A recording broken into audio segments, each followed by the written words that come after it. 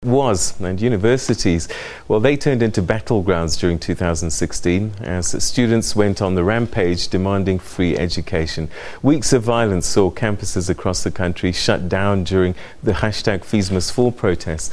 Rubber bullets, tear gas and stun grenades were the order of the day as textbooks were traded for rocks. Placards demonstrated anger and desperation. And the result, well, unprecedented disruptions to the academic programs and exams were pushed forward.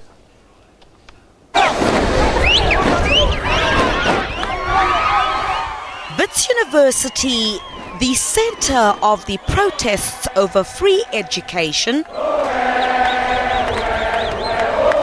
There's quite a lot of disruption at this stage. Some stones now being flung at the security personnel that are manning the entrance to the Great Hall at this stage. Chaos. One of the worst affected institutions of higher learning, characterized by running battles between angry students, private security and fed-up police. We were attacked by police, totally unprovoked. We were marching, we did not engage them. It was them who fired stun grenades and rubber bullets. As you can see behind me, students are attempting to disperse, but we're being attacked from all sides.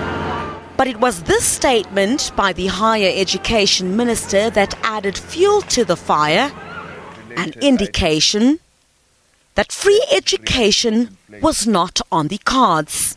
We have looked at the challenges at hand from all sides and have concluded that the best approach would be to allow universities individually to determine the level of increase that their institutions will require. More stun grenades then. The violence then escalated and students abandoned their campuses and took to the streets to garner support for their struggle. As the visuals were beamed around the world, calls for solidarity intensified. The umbrella body of unions, COSATU, was among the doors students went knocking on. COSATU represents the working class, not unless they tell us otherwise today.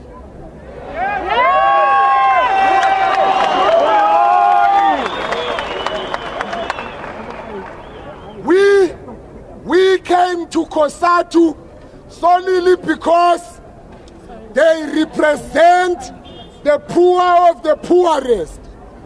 We are then saying COSATU can afford to remain silent in this matter. As the chaos spilled onto the streets, acts of criminality crept in and incidents of violence spread.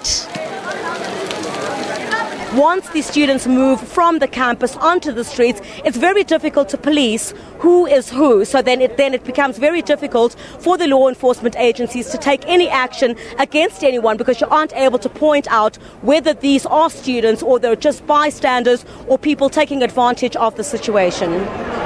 Prompting calls for calm even from the highest office in the land.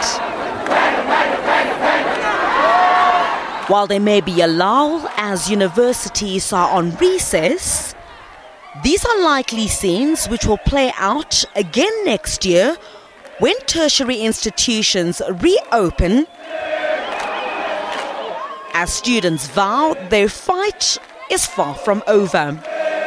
Griselda Lewis, SABC News in Johannesburg.